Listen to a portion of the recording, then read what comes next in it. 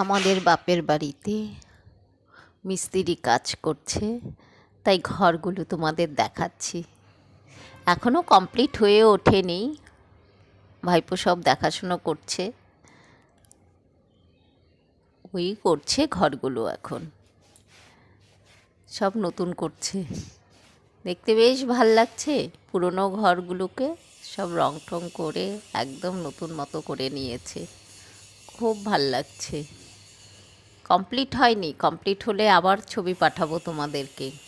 এখনও কাজ অনেক বাকি রয়ে গেছে। ঠিক আছে, বাই।